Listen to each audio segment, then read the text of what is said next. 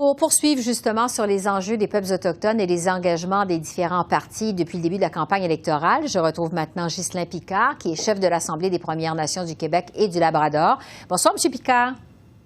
Bonsoir, Mme Bégin. D'abord, votre réaction sur cette proposition du Bloc québécois d'abolir la loi sur les Indiens pour la remplacer par des traités négociés de nation à nation. Est-ce que c'est une bonne idée, selon vous? Bien, écoutez, d'abord, c'est sans surprise. C'est pas la première fois qu'on suggère la chose, de remplacer la loi sur les Indiens par un autre type de relation. De toute évidence, la notion de nation à nation au Québec résonne autrement que dans le reste du pays. Mais en même temps, on remplace la loi sur les Indiens par quoi? C'est la deuxième question qui se pose. Elle est extrêmement importante. Et nous, notre démarche avec le gouvernement fédéral vise à accorder beaucoup plus de pouvoir à nos communautés, des pouvoirs de gouvernance, des pouvoirs de gouvernement essentiellement, et graduellement se défaire de la loi sur les Indiens. C'est pas quelque chose qui se fait du jour au lendemain. Ça prend un processus avec lequel les communautés pour qui c'est destiné seront confortables et à l'aise. Donc, je pense que ça implique beaucoup de choses et il faudra de toute évidence en discuter de façon profonde. Oui. Sur la campagne électorale de façon plus générale maintenant. Évidemment, tout le monde été marqué par les découvertes de restes d'enfants autochtones morts dans les pensionnats au pays. On se rappelle que Justin Trudeau avait aussi annoncé 83 millions pour aider aux fouilles, mais c'était juste avant le déclenchement de la campagne électorale. Est-ce que vous trouvez que ces découvertes, ça prend assez de place depuis le début de la campagne électorale? Bien, écoutez, on peut relier ça à la grande question de la réconciliation.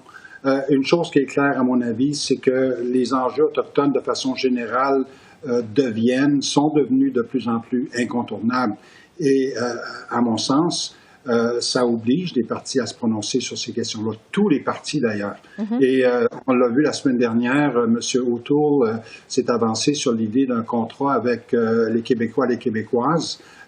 Et on a sauté sur cette occasion-là pour dire, OK, pourquoi pas un contrat avec les premiers occupants ici au Québec, donc les premiers peuples, Premières Nations et Inuits. Et je pense on est encore dans une situation où il faut faire des rappels qu'il y a également ces enjeux-là et les découvertes, évidemment, auxquelles vous faites référence, à partir de Kamloops jusqu'à Cowessess et ailleurs, parce que les chiffres continuent d'augmenter. C'est plus de 6 000 maintenant à l'échelle du pays. Et c'est très clair que ça prend un plan, ça prend un processus pour permettre d'un côté la guérison, mais permettre aussi pour les communautés qui seraient intéressées de faire les fouilles nécessaires. Donc, ça va demander beaucoup d'argent parce que il y aura des sites par centaines là, au pays. Ouais. Donc, ça prend un gouvernement qui sera engagé vers cette démarche-là également. Justement, sur le chef du NPD, Jack Meeting, qui s'est rendu la semaine dernière sur le territoire de la Première Nation à Cowessess, en Saskatchewan, sur les lieux de la découverte de tombes anonymes près d'un ancien pensionnat autochtone. Quelle a été votre réaction à cette visite de M. Singh? Bien, ça démontre beaucoup de sensibilité, c'est-à-dire d'aller vers les gens et de les rencontrer sur place. Et c'est quelque chose auquel s'attendent la grande majorité des Premières Nations à l'échelle du pays. Quand je parle que les enjeux autochtones devraient être beaucoup plus qu'un sujet de politique au pays, ben c'est exactement à ça que je fais référence. On sait déjà qu'il y a une tendance importante du côté des populations autochtones de l'ouest du pays à prendre part au vote, ce qui est peut-être moins la réalité du côté de l'Est, mais il en demeure pas moins que les enjeux autochtones, c'est des enjeux de justice et de société. Et pour moi, c'est très clair que, indépendamment des choix que font les peuples autochtones à l'échelle du pays, les partis politiques doivent y trouver une raison pour s'engager réellement. Oui, bon, justement, sur ces enjeux spécifiques aux Premières Nations, il y a eu beaucoup de choses qui ont été discutées, les conditions de vie dans les communautés, l'accès à l'eau potable. Vous espérez quoi, justement, dans cette campagne électorale qui fasse l'objet des discussions? Ben, vous venez de mentionner juste un exemple. Et on remonte à 2015 lors de la première élection de M. Trudeau et on avait consenti à ce moment-là à une promesse importante d'éliminer les abus d'ébullition, la question de l'eau potable dans les communautés. Et on est rendu, 6 années plus tard et il y a toujours des cas qui sont non résolus. Et je me demande ce qu'on attend au juste, parce que la question de l'eau potable, c'est un droit humain, un droit de base qui devrait être réglé.